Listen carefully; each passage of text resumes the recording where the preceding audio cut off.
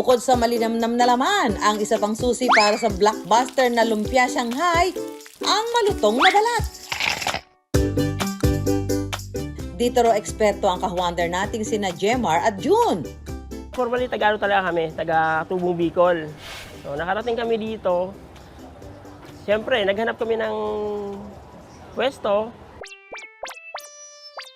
Bukas sa kanilang pwesto na ito sa palengke 24/7. Madaling araw pa lang, gumagawa na sila ng lumpia wrapper na ibinebenta nila sa maghapon. Sa paggawa ng lumpia wrapper, una munang ilalagay sa banyera ang harina. Lalagyan ito ng asin, mantika at tubig. Sa una, huwag mo munang ibubuhos lahat. Tatansyahin mo muna kasi yung kunat nun. Hahaluin ito at imamasa hanggang sa lumapot at maging sticky ang texture. Kung sa isang sako, kailangan, tayo mo pa nag-gym nun o nagbubuhat ng dumbbell o barbell dito. Kaya kailangan dito, physically fit yung mga nagmamasa. So, katulad ko, physically fit tayo. So ngayon mga ka-wonder, ready na to. Ito ka talaga hinahanap namin, yung ganito. Kapag dumidikit na sa kamay, pwede na itong lutuin sa pugon. Pagkatapos gawin ni Jemar ang dough, si June naman ang nakatoka sa pagluluto. Una po, yung pagdampot. Kailangan po yung tamang paraan ng pagdampot. Kailangan po mahawakan niyo po yung harina ng tama. Kasi po, pag pinunas niyo po siya na hindi tama, malalaglag po siya. Ang sukat ng lumpia wrapper, tansya-tansya lang. Sanayan lang. Bago ko po na talaga na perfect, mga 1 month.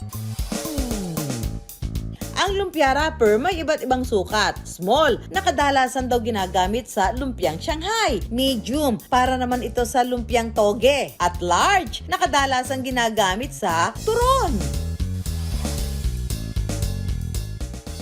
Para kina Jemar at June, hindi lang daw sa pagluluto nakasalalay ang pagiging malutong ng lumpia, kundi sa mismong pagkakagawa ng wrapper. Ganyan po makinis. Ganyan po siya kakinis. Walang bubbles, walang mga buo-buong harina. Tapos pare-parehas po ang size. Kaya sa isang araw, nakakalima hanggang 6 na sako sila ng harina at nakakagawa ng mahigit kumulang 15,000 piraso ng lumpia wrapper. Pero I wonder, ang estilo ng mga Pinoy sa paggawa ng lumpia wrapper, kaya bang matutunan ng isang foreigner? Ito ang challenge natin sa ka-wonder nating si Calvin, isang Angola national na 8 taon nang naninirahan dito sa Pilipinas.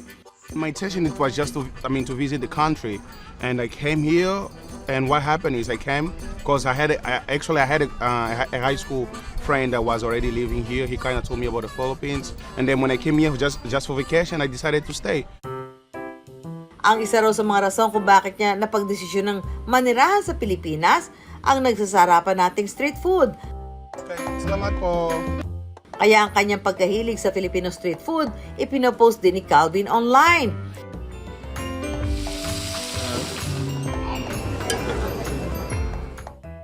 Isaw, goto, sisig at kung ano-ano pang street foods ang kanyang sinusubukan. At isa nga sa pinakapaborito niya, ano pa kundi lumpia. Pero ngayon, hindi lang kakain si Calvin kundi siya mismo ang susubok na gumawa ng lumpia wrapper. Marunong kaya siyang gumawa nito?